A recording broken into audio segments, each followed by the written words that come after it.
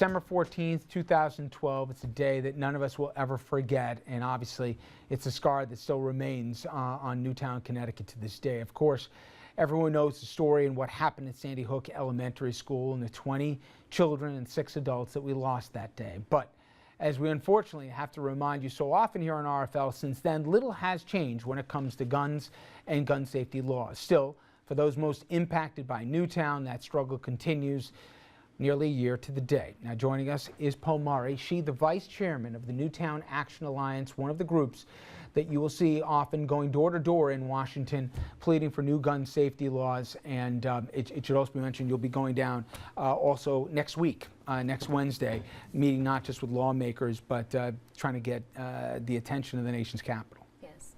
Well, we're traveling down next week with 2 bus loads of community activists and some family members of victims and supporters from the surrounding communities.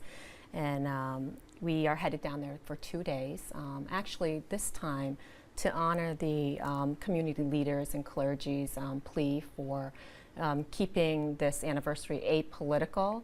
We're actually going down and not meeting with legislators this time, but we are going to be participating in act of kindness and holding this national vigil for all gun violence victims.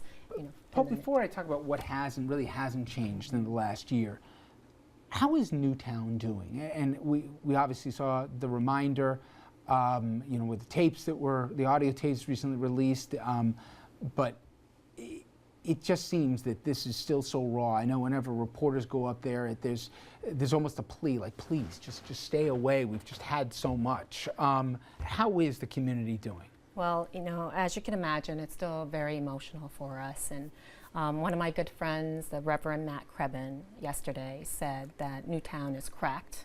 And it's a good description of Newtown right now.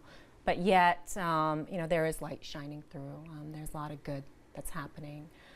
There's a book that was recently published by one of the residents in Newtown called Moving Forward from Tragedy. And she documented 75 different organizations that have been created since the tragedy. And most of them, spreading act of kindness, working on what we're doing, trying to change the policies and create the cultural change that we need to reduce gun violence in this nation. It's amazing the grace on many people, but especially the parents who lost children that day, or people who lost loved ones, like some of those teachers. But when they speak, I think they speak for so many when they said, but what has changed? And we're going to be talking with Senator Blumenthal from Connecticut tomorrow, who's an advocate for some of the change, including the universal background checks, that 90% of Americans want, but still hasn't happened. Are you yourself shocked that a year later we are where we are right now? I am surprised that there has been no federal action, but I believe that there will be in the future. There is sort of an Why do you think there will be? What I have witnessed is that there are groups like the Newtown Action Alliance springing up across the country, and we're actually called an alliance because we're working with so many. We go on a call once a week with all those groups, and we're coalescing around the idea right now of the background checks and pushing for that. But in addition to that, we're working on other aspects of reducing gun violence, and that's culturally. And that includes working with a new group called Campaign to Unload to work on corporate responsibility. And we're also working with our juniors. We have an active junior Newtown Action Alliance group who is conversing with other students and other young people to discuss the issue of gun violence. I'm curious because in the last year or 11 months, you've met the folks on Capitol Hill, you've gone door to door, you've seen nationally the outpouring of grief and sympathy, but it's not like the public needs to be convinced here. Again, 90% of the general public, 75% of the members of the NRA support universal background checks, but yet there isn't the courage on Capitol Hill to do the public's will. So while you're optimistic, and I certainly hope you're right, that things will change, it's not that the public has to get on board, it's that, 535 people have to, or at least the majority of them, in Washington. So why are you confident that they will get the message if their constituents already have?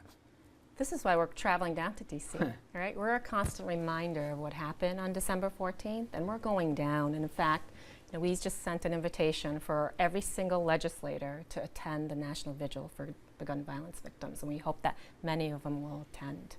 It's important for us to continue to be, in their face and to remind them of what happened, but in a gentle way as well as in a very forceful way. Paul, as well. when you and I spoke, I remember you saying when you went to lawmakers' offices who were ardently against any form of gun control, they were sympathetic, they listened, they'll share in these moments in these kinds of memorials and things like that. So they clearly feel badly also. Are the reminders, is that enough? Is that, what more has to be done? Well, that's all we have at this time, and obviously we'll work with other alliances to work on making changes that we need in the future. We saw the situation in New Haven, which isn't that far from Newtown, where thankfully a tragedy seemingly was averted. Guy had 2,700 rounds. Obviously a disturbed person. If there's something tangible, instead of, sometimes I think we have these conversations, it's so big, it gets into so many different things. There's the assault weapons, there's the, the ammo clips, there's the background check. Is it better to do this in smaller pieces, or do you think that this should be a comprehensive, like omnibus package that we're trying to get them to do? You have a unique experience in the last year talking to the different stakeholders. What has the better chance to move forward, pieces or the whole? I think at this time it's in pieces on a federal level. There's just not enough support for an omnibus type of a package to go through. But like I said, we have so many organizations working on various aspects, including, it's not just policy. We need to change the cultural aspect of how we view guns in this country. Well, that's a perfect way to end with our audience. If somebody's at home, everybody's got, I think as Andrew said,